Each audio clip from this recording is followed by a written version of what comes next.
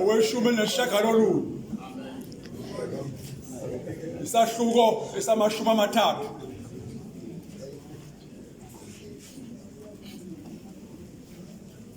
Kwathi ukuba uJesu ewamukele uvinike, wathi kufeziwe,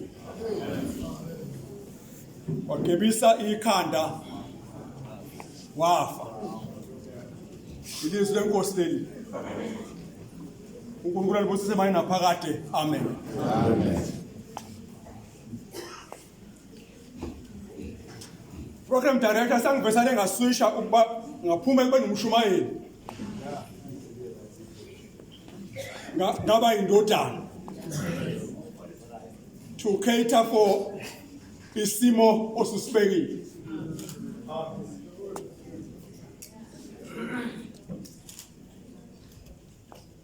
Ngiyacela ke bazalwane kafushane.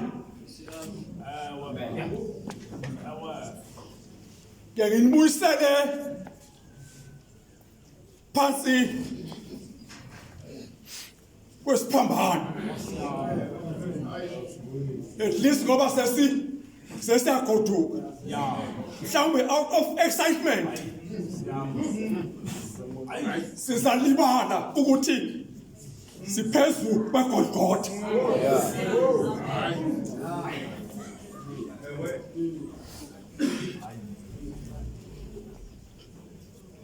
uJesu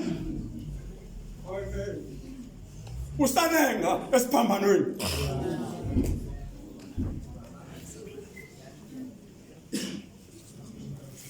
Njengoba beshile abashumayeli abangaphambili, bancane abantu asebasele phansi kwesiphambano.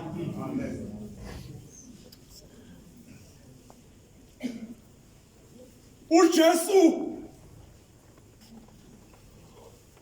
uphakathi komhlaba nezulu. Umhlaba umlahlile, izulu limfulathele.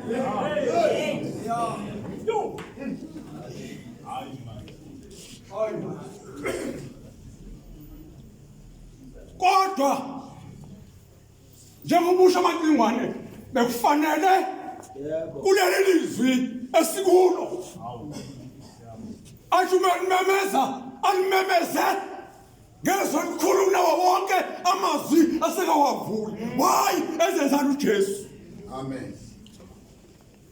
Wenzela ukuthi kuzwe amazulu, wenzela ukuthi kuze umhlaba, wenzela ukuthi kudlule kuyozwa iHadesi ukuthi njengamanje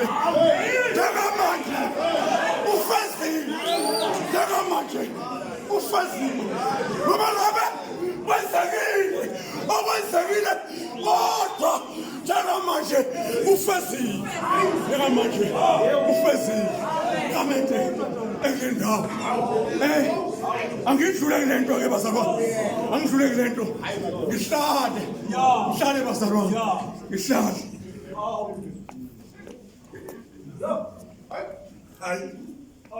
Ulenge for 9 o'clock in the morning. Njengamanje it's around 3 o'clock in the afternoon. If you count those hours, asinikeza 6 hours uJesu esiphambanweni. Sisazwini lesithupha njengamanje. Ufezile. Okay, asithubuza lekhamente. uNkulunkulu mangabe edala umhlaba nanto zonke, umthathe 6 days ukwenza lokho. Uthe uma engaqeda ukwenza wathi lento yinhle ifanele ukuphila. Manje ezwini nesithupa ngo-6 hours ujesaleka ulifaziwe uqedela umsebenzi wokusindisa umuntu ufeziwe ufeziwe bazalwane bami ufeziwe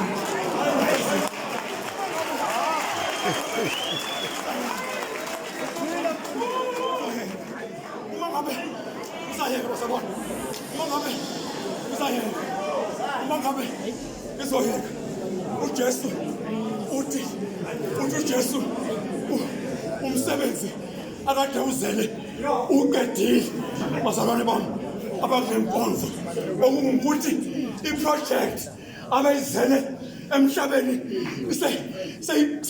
seyiphelile sekufanele athi uphelile lento ithi mina ayikho into eqala ingapheli bazalwane bami abahle enkosini noma ngabe yini eqaliwe kodwa izaphela mhlawumbe-ke bengizathi kuwe okule nkonzo awuqaphela ukuthi yini oyenzayo oyiqale nje izaphela unjani kunjani kodwa uJesu njengamanje uthi umsebenzi abe uzele emhlabeni uphelile uqedile uJesu ufika kanjani abazathi sengihamba ngempela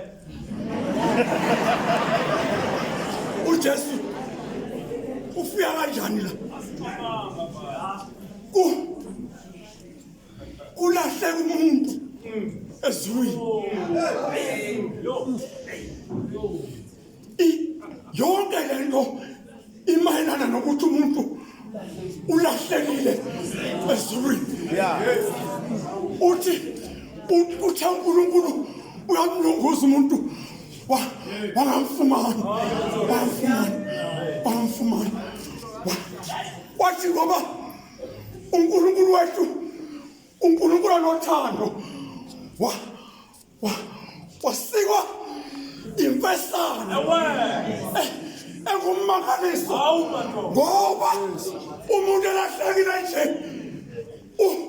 akupheli lapho uwena esonweni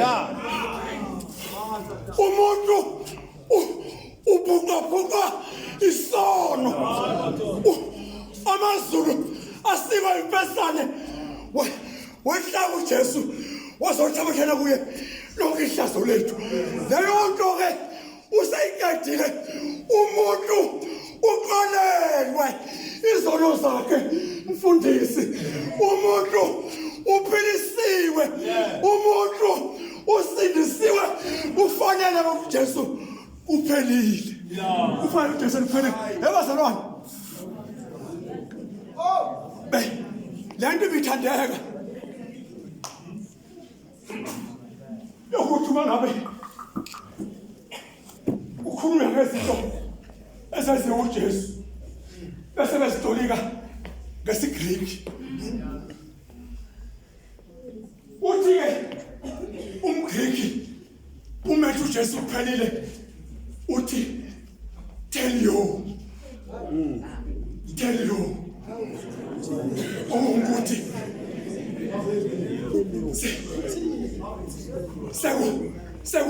sekufike ekugcineni into ebeyenzeka amaGriki emakethe ubuthi uma ngabe uthenge into nge-higher purchase lento sithi ukuthenga nge-installment bazalwane bami kube ukuthi uzanikezwa i-receipt owayi-invoice ezobe ithi wena uyakweleta ithi tell you kodwa uma ngabe ufika la khona usiqeda khona isikweletu bekufaka istamp kwi-invoice kuthiwa tell you ngoba isikweletu siphelile bazalwane isikweletu besinaso noSathane nonkulunkulu sikathiwe bazalwane baba bahlele kwazo abantu abanemoto uma ikhona ngesikweletu kufika isikhathi sokuthi ayiqede besethola i-notebook bazalwane bami ize kuye into enzeka njengamanje uJesu uphethe i-notebook uyakise enamagama abantu bakhe athi manje izono zihlandiwe abangaboni bayabona ababefile bayaphiliswa abangakwazi ukuhamba bayahamba egameni likaJesu ngoba konke kufezile.